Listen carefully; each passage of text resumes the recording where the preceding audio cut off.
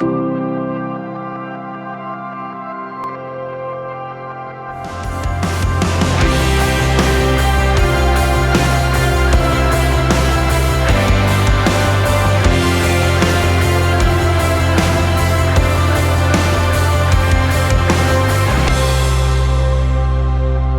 the following message from Sierra Community Church.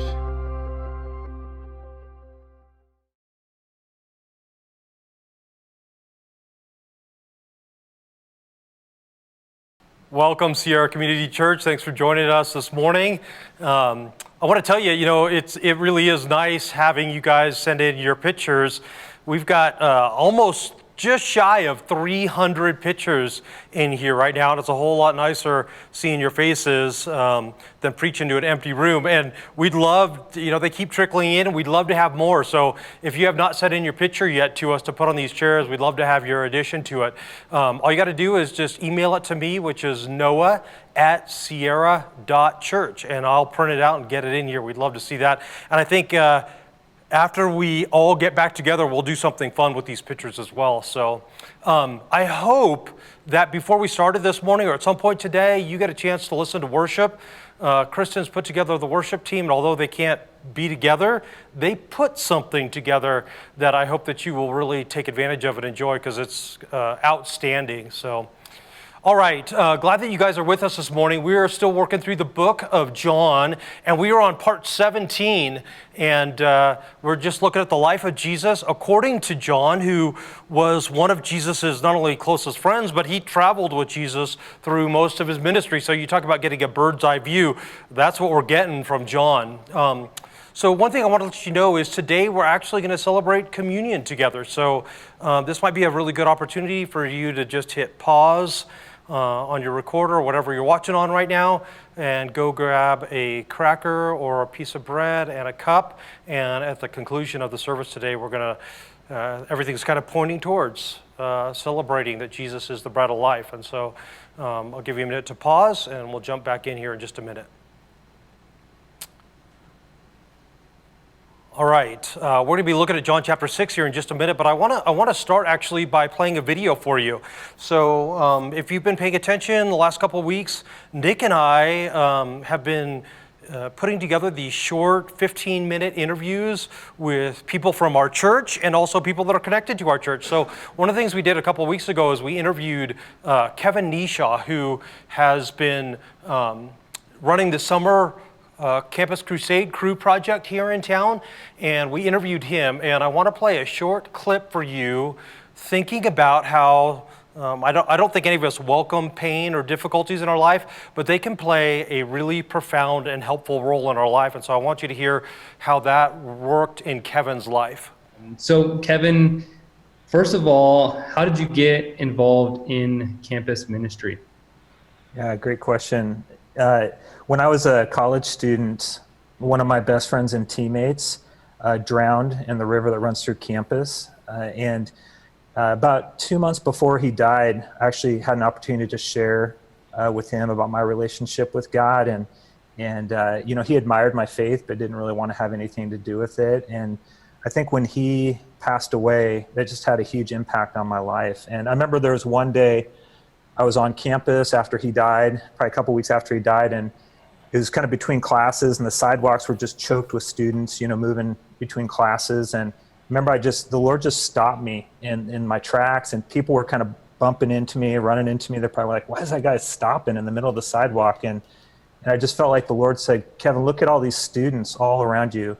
So many of them are just like your friend Ryan. They think they have their whole life ahead of them, but the reality is like, they could be gone just like that. And I felt like the Lord said, I want you to give your life to taking the gospel to college students. Yes, powerful story about how pain and difficulty really, which is a major tragedy, but God used that to help shape or bring about something really amazing in Kevin's life. And that's really where we're going to be going today in our message, just thinking about how God uses pain, and in a funny way, thinking about how God uses hunger, not just physical hunger, but spiritual hunger to bring about a change in our lives. So like I told you, we're going to be looking at John chapter 6. We're going to look at the first 15 verses in there. One of the things that makes this a really unique story about Jesus feeding the 5,000 is it's actually told in all 4 of the stories about the life of Jesus that we have in our Bibles. So it's in Matthew, Mark, and Luke, and you can see the cross references where you can find it there in your Bibles as well. And you might think that like a whole bunch of these stories about Jesus would be in each one of the stories about Jesus' life, but believe it or not, it's actually very, very rare. This is a really unique story, and I'll explain to you why as we get into the story this was such a big deal. But I mean, I consider this. Think about like Jesus' birth, right? I mean, that's a big deal, right? But it's actually only, the actual birth event is only recorded in 2 of the stories that we have about Jesus' life. So, I mean, that just gives you a sense of why and how impactful and profound this story was. For the most part, they weave together seamlessly. There's very little difference, but there are some really unique and neat details if you actually spend the time reading all of them together. So it starts by saying this. It says, sometime after this, and sometimes, so John is telling us there's something really important that just previously happened that brought Jesus to this point. And so if you look at the other stories about Jesus' life, a couple of things happen that stick out to you. One big event is we read in the other stories that John the Baptist, who played such a big role in the book of John that we've read so far, because John has been one of the people that's pointed people to say, Jesus is not just another guy, another smart teacher on the block. He really is the person that God has sent. And if you read early on in Jesus' life, he clearly has this connection to John the Baptist. And we read in the other stories that John has been beheaded and killed. And so just before this, in the other stories, we find out that John has died and Jesus finds out about this. And so Jesus is on his way back, we know, from reading in chapter 5 of John, from Jerusalem, going back up to Capernaum. Capernaum is sort of his head base of ministry in the northern part of the country where he lived and worked. And I told you a couple weeks ago that like Capernaum, sort of the Galilee region where Capernaum is, sort of serves as a release valve of pressure. Because if you read in chapter 5, if you've been following along with us, things get really, really heavy. Jesus is in this serious conflict with the religious leaders in Jerusalem.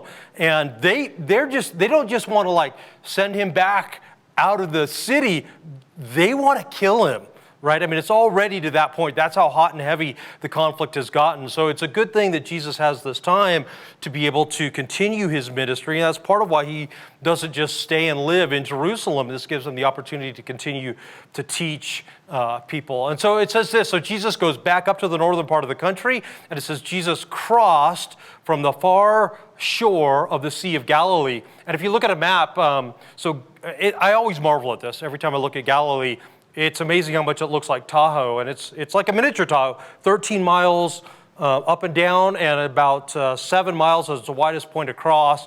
And if you look at the map there, you zoom in, you can see where Capernaum is on the north shore of the Sea of Galilee. And we know from the other stories where Jesus actually crossed over to with his Bethsaida. And so like as the bird flies, this is like 6 miles. It's not far at all. And if you look at the land map, you're like, well, why does he take a boat across this? Why doesn't he just walk?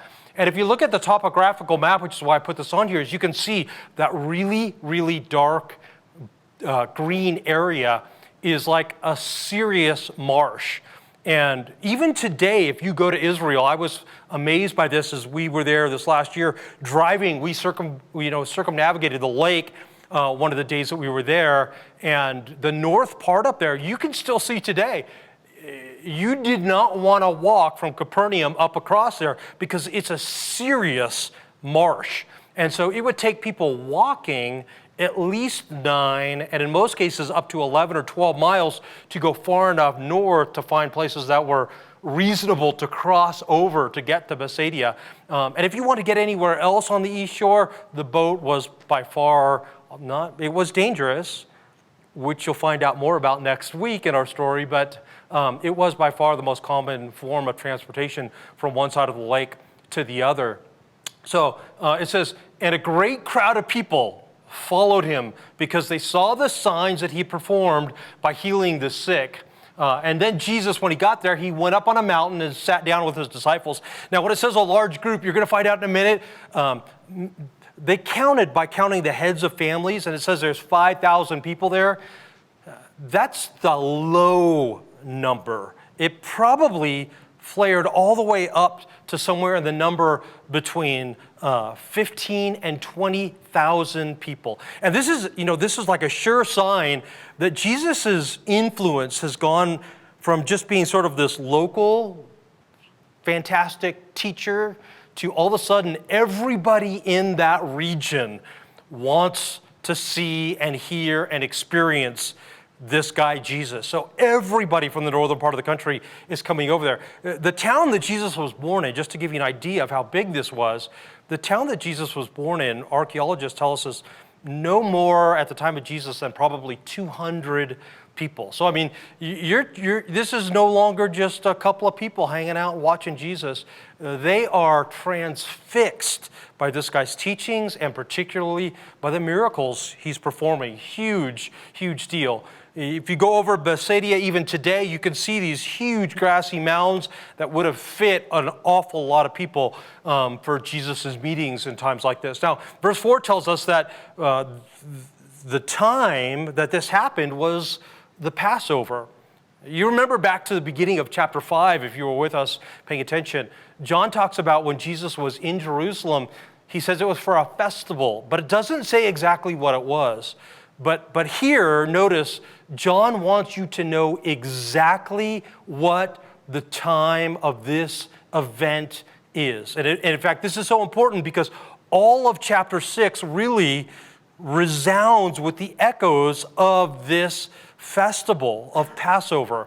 And a lot of times it's easy for us to forget what Passover represented to these people.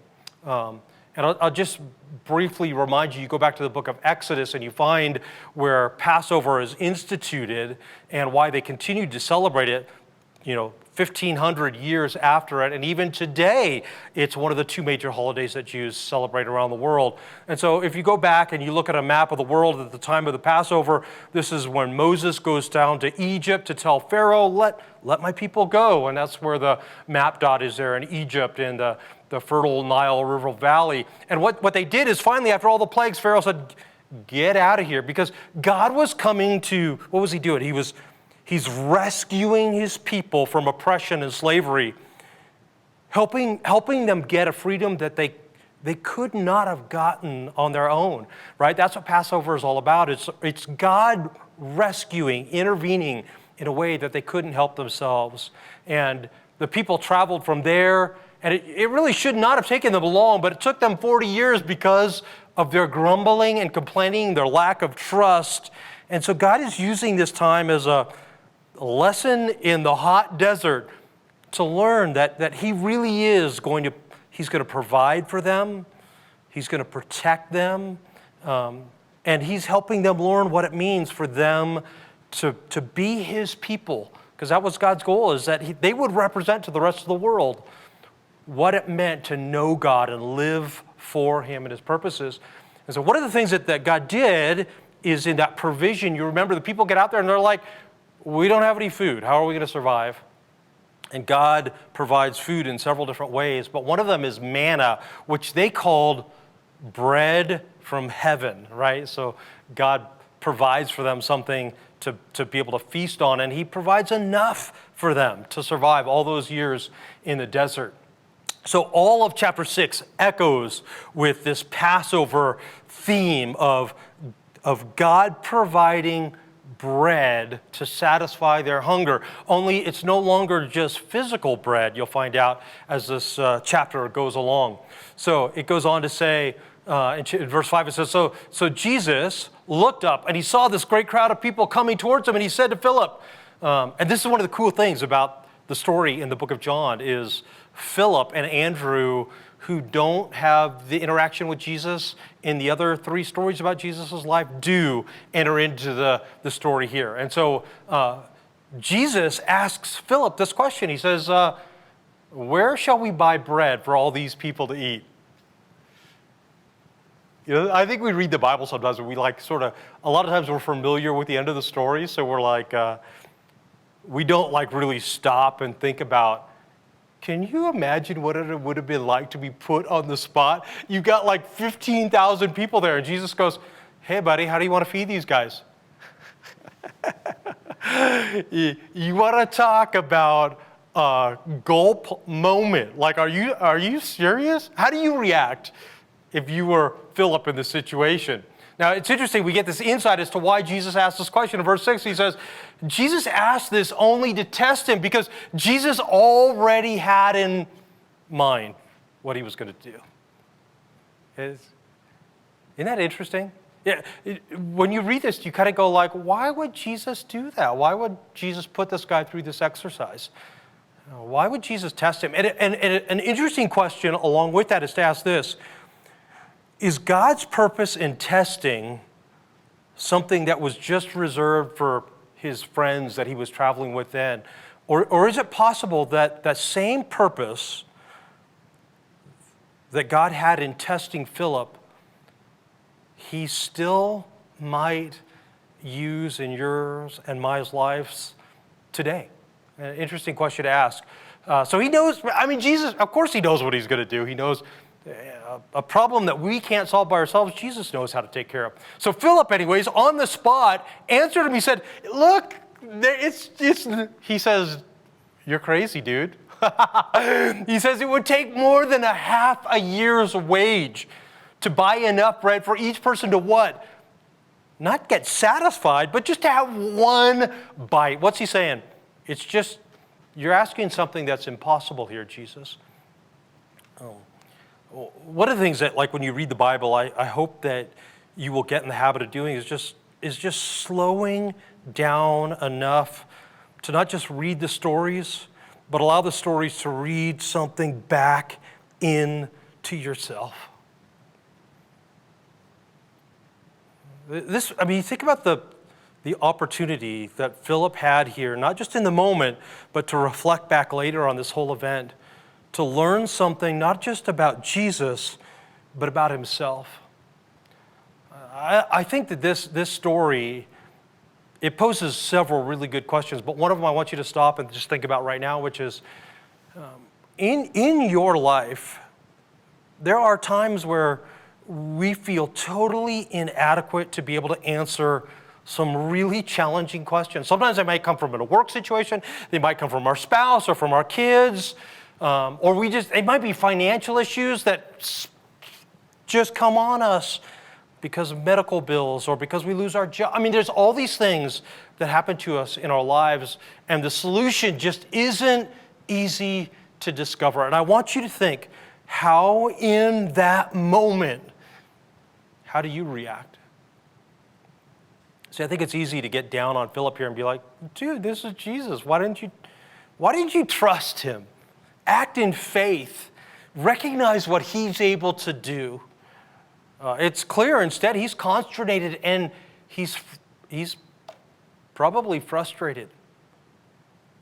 See, when I was thinking about this story over this last week, I thought about just in my own life, that is my go-to disposition in difficult circumstances and situations that I can't answer. My initial reaction is to go, woe is me. What are you doing here, God? And I go to that place of frustration, boom, so fast. And it's a good opportunity to say, we might say to Philip, go, hey man, this is Jesus. Why wouldn't you trust him? Ask him to work. Believe that he can do. Ephesians 3:20. Paul is bragging about God, and he says this: God is able to do immeasurably more, get this, than you could ever ask or imagine. See, that would be nice to go tell Philip, hey man, trust him here and ask him, invite, don't get frustrated. Ask Jesus to say, I don't know how to solve this. I feel insufficient in my own power to be able to take care of these things. And then you hear the echoes of like Luke chapter 18, where they're talking about salvation and they go, who in the world could ever be saved? It sounds like it's something we could never get done. And Jesus says, what's impossible with man is possible with God. It's worth, as you read through this, asking yourself, what would it look like, Lord? And to ask God to help you to move from that place of relying on you may be really capable of solving a lot of life's problems, but why not take everything, whether it's something easy for you to solve or not, and invite God in to do more than even what you think you're capable of doing, but all the more in situations where you know you're inadequate to solve the problems that you face in life. So other people are listening to this conversation. Verse 8 tells us another one of the disciples, Andrew, Simon Peter's brother, spoke up. And he said, here's a boy. Look what he's got. He's got these 5 small barley loaves, and he's got 2 fish. If you've been to Sunday school, you probably know that little tune. I'll spare you. I won't sing it for you. But he's even doesn't know. He's like, here you go. But I don't know what can be done with all of this. There's something cool here about Andrew that is, I think, so commendable about life to remember. Andrew first shows up in the book of John way back in chapter 1. And Andrew meets Jesus, and his first inclination isn't to like hoard all that Jesus has for himself, but what does it tell us he does? It says that he's one of the first people to fall over Jesus. In verse 41, the first thing Andrew did, what does he do? He goes to find his brother Simon, and he tells him, we found the guy. And that word Messiah meant king. We found the person that we've been waiting for, that our nation's been longing for. And what does he do? He says, I want you to come to him. He doesn't just tell him about Jesus. He says, you come to him. See, this is sort of like Andrew's great disposition. He brings the boy with the fish and the barley loaves to Jesus. And this was like his MO, to bring people to Jesus. Would it be great to be known as someone who brought their resources and they brought people to Jesus? It goes on to say, Jesus said to him, he says, hey, get the people together, have them sit down. And notice this, it says that there was plenty of grass in that place, and they all sat down, and this is where you get that number, about 5,000 people were there. So Jesus took the loaves. What did he do? He gave thanks, and he passed it out to those who were seated. And they had as much as they wanted. You catch the connection here to another time where Jesus regularly did this, but there's another time that we'll celebrate just in a little while here, where Jesus would take bread, right? He'd give thanks, and he'd distribute it to his friends before they feasted on it. And notice when God gives us what we need, it's always everything that we need, and most of the time we find out that it's even more. So it says he did the same thing with the fish, and when they all had enough to eat, he said to his disciples, gather the pieces that are left over. He says, let nothing be wasted. So they gathered them all together, and they filled, 12 baskets, which is this picture of the 12 tribes of Israel. 12 is a number of completeness in the Bible. And so they get way more than they even needed, a complete number. And they bring back the pieces of the 5 barley loaves left over from everybody who had eaten them. So if you are a student of the Old Testament, one of the things that you notice as you read through the life of Jesus is very often you feel like, isn't these stories about Jesus sort of like ripping off these stories in the Old Testament? And if you think that, you would actually be correct. because that is what happens regularly, and there's a good reason for this. And I'll show you just a quick example here. Notice how this story echoes this story from 2 Kings chapter 4, where it's talking about Elisha. Now, Elisha and Elijah, two different people, Elijah and Elisha, they were the people that were alive during Jesus' time. They look back to those guys and they go, they were the great miracle workers. They did these incredible things. Who could ever be better than them? Who could do more than what they did? Well, that's the point here, is those stories are doubled and tripled and maxed out down on to say, you think those guys were great? Look at Jesus. It says, a man came from Baal Shalash. I don't know how you say that. He came from somewhere.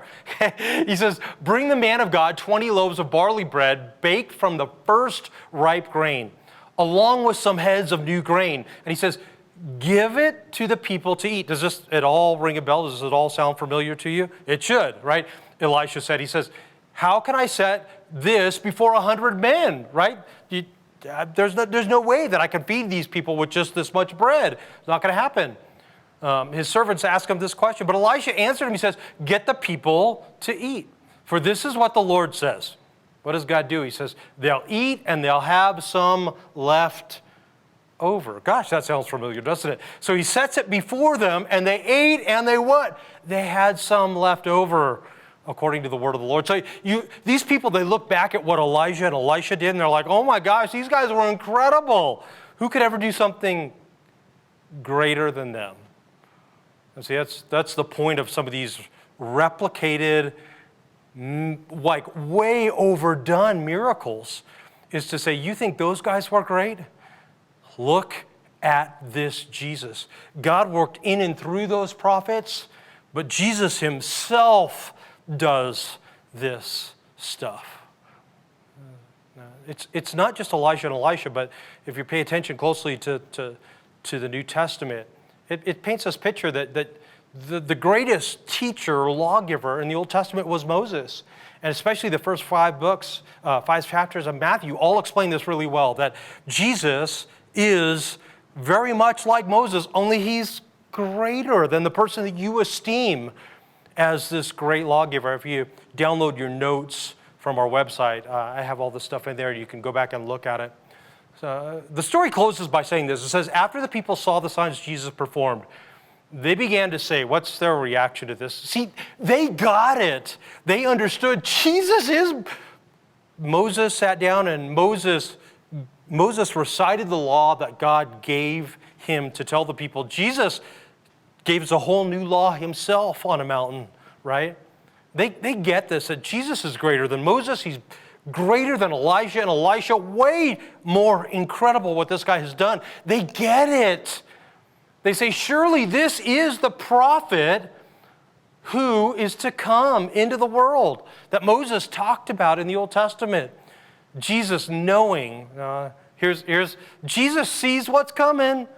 This is just like he knew what he was going to do to solve the problem of the people that were hungry.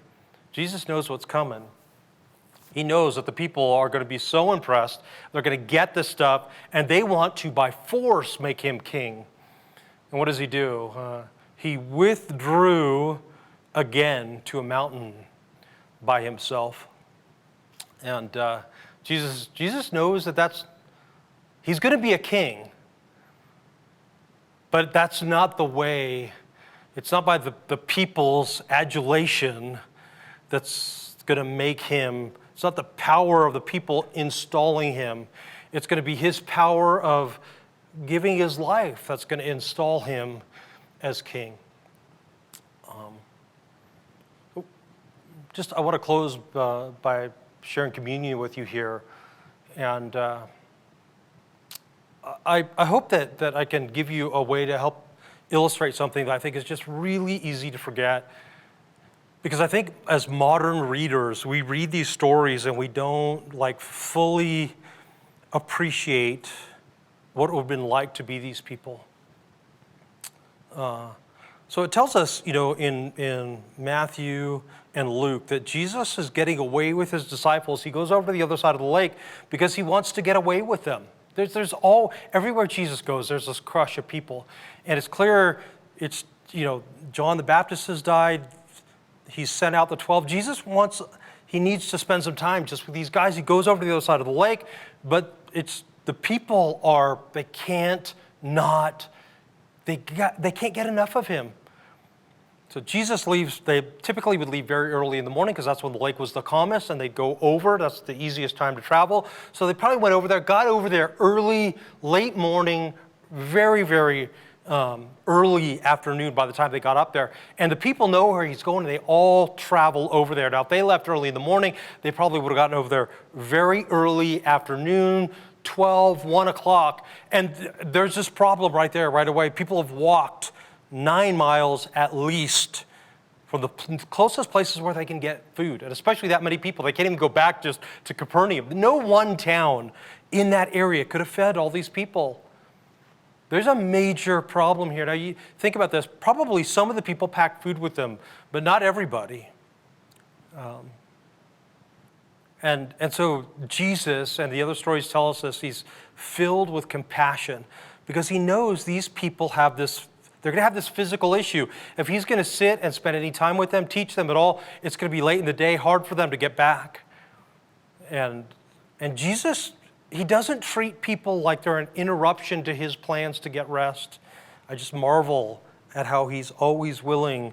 The only reason he gets away is because he doesn't want them to make him king on their timetable. But he's compassionate. And he knows they're going to have this very real physical hunger, and he's going to meet the need. You and I, and I know this is true of every person that's watching this today. We don't like discomfort. We don't like pain. Most of us will do absolutely everything we can to make sure we have the resources we need so that we're not in any sort of discomfort, even if that means going to the grocery store and snatching up the last of the toilet paper because we're afraid we'll run out, and oh my gosh, that would be horrible for us, wouldn't it? We don't look forward to pain as people. And most of us really it's difficult for most of us to remember the last time we were like really, really hungry. Because, we have enough food typically, in storage or in our refrigerator to feed us and our family for several days. Most of these people, they knew what hunger was like, and it was an everyday issue that they lived with because they didn't have the resources that we take for granted every day in our lives. Hunger was a real issue for them. They didn't know, they couldn't plan that many days ahead for their livelihoods and their meals. So, think about how crazy this is. When Jesus prays his prayer, he teaches his disciples to pray, and he says, your kingdom come, your will be done on earth as it is in heaven. And he goes through all that, and he gets to the part about food, and he says what? Give us today our daily bread. You and I, do you think about how crazy that is for us to pray? Because we've got food enough for days. But they didn't, and that's why they say, give us, God, we need you. We know we're dependent on you to help meet this very real physical need in our life. They understood what physical hunger was like, and I think in a capacity that you and I take for granted. And because we take that for granted, I think that there's also this deep connection to not only physical hunger, but to recognizing spiritual hunger. And they understood both, I think, in a capacity it's difficult for us to understand. So some of you may know this name, Dr. Paul Brandon. Here he is, where he spent a large portion of his professional career, which was all of his professional career. He worked with poor people in rural areas of America, but most of it was in India.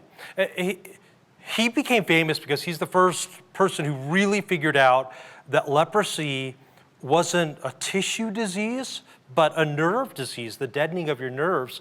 And that's why when you get cuts or you touch something too hot and you didn't know it, that would affect your tissue. You had no knowledge that what was going on. You couldn't even feel the infection that you were getting. He's the first person to put all that together. And so he came to recognize the greatest gift he could give to other people was to help them experience pain, because it would save their physical bodies. And so he was very innovative at helping restore people's feeling in their extremities. He wrote a book years later. It first was published called Pain, the Gift That No One Wants. That's a great title, isn't it?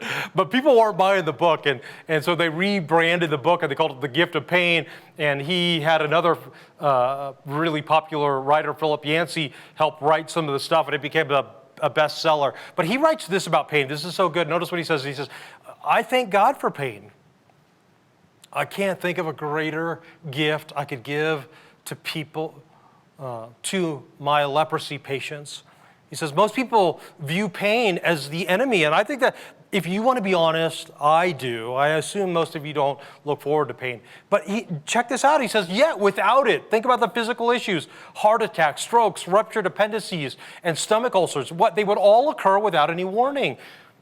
The warning signs is what sends you to the doctor so those things don't take your physical life away. Those pains are actually very, very beneficial to us. And in one of my devotionals I read regularly recently, put this connection together between physical pain and spiritual pain and how they work together. And Skye Jitani says this, he says, the gift of pain, it's that God allows us to experience pain so that we can seek healing. See, it's discomfort. It is the discomfort that motivates us to address evil and to bring about change in the world, but also in our life.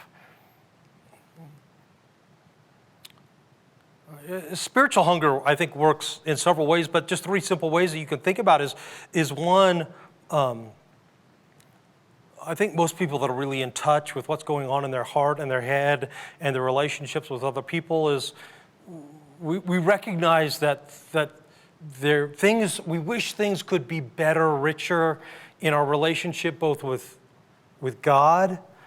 We sense that it's just not the way. Surely this can't be the way God intended for the world to be. And we recognize the brokenness, everybody recognizes the brokenness of our relationships, and we long for things to be richer. And that's the way God originally intended it to be, but that's the problem of rebellion and sin, is it breaks our relationship with God and other people. And it's a spiritual thing that God put in us, not just a physical thing, but this is a spiritual hunger to be more connected to God and other people. And who doesn't want to have this sense that it doesn't matter who you are, it doesn't matter if you're a plumber or a missionary, whatever you do in life, everybody wants to think that their life actually matters in some sense more than just, I get up each morning, I make my lunch, I go to work, or whatever you do, your routine is. You want to know that your life was meant to mean something in the world, that God had a purpose for you. And that's the longing that God puts in us. And it's what his purpose for each one of us is different, but it's when we discover him and we learn to work for him wherever we are, whatever we're doing, that we can start to quench that desire and recognize that our lives, everyone, every single one of you, you're not an accident. God created you with your unique set of gifts and talents because he wants you to contribute to the world right where you are, in a capacity that nobody else can. That's why he created you. And who doesn't want to know that there's something beyond just this? Those are the spiritual hungers that we have that sometimes we suppress, push away, try and fill with other things. But those are the things that God created us. You eat whenever you get hungry, and most of us eat more than once a day. God created that same physical hunger to be satisfied, not once a week by going to church, but every day, those longings to feast on God and what he offers us. And we can connect with God every day because of the gift of the Holy Spirit that he's given us. Jesus came, he lived, he taught, he died, he was buried, he was resurrected. He ascended to heaven and sends the Holy Spirit so that we can continue to feast on the richness of him in our lives every day. That's why we've talked with you the last couple of days about surrender and examine and how important it is to meet with God in the morning, think about where he was alive and at work in your life throughout the day. It's a gift to be able to feast on God every day. And that's what you're going to find out later on in this chapter. Jesus says, I am the bread of life. So I hope you got communion elements. And so these come because Jesus, on his last night with his good friends, he had this meal. And guess what the meal was? It was the Passover meal, the story of rescue and provision that God has made for us. And that's what they would celebrate. And that's what Jesus, he took the bread and he broke it. He gave thanks. He passed it out to his friends. And he says, do this in remembrance of me. That's what we do together.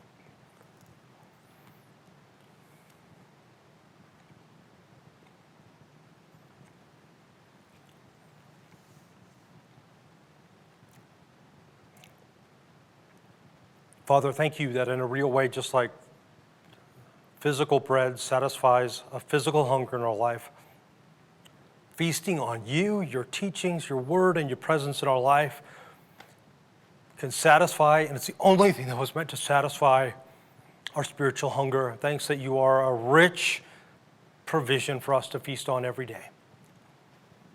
Likewise, Jesus took a cup. He passed it around to his friends.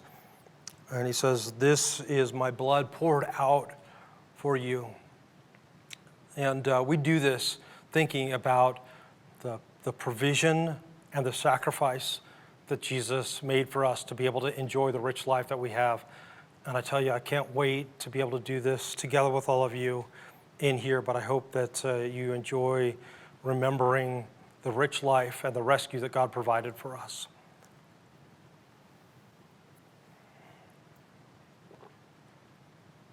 God, you're good, and you are more than enough to meet all of our needs. Thanks for your love for us. Thanks for your word. The way it helps not only help us read what's true about you, but it also gives us the opportunity to read more about ourselves and find out what it means for us to be able to connect with you. We love you and you thank you for all you've done for us. In Jesus' name, amen. Thanks for watching from Sierra Community Church. Visit us on the web at sierra.church.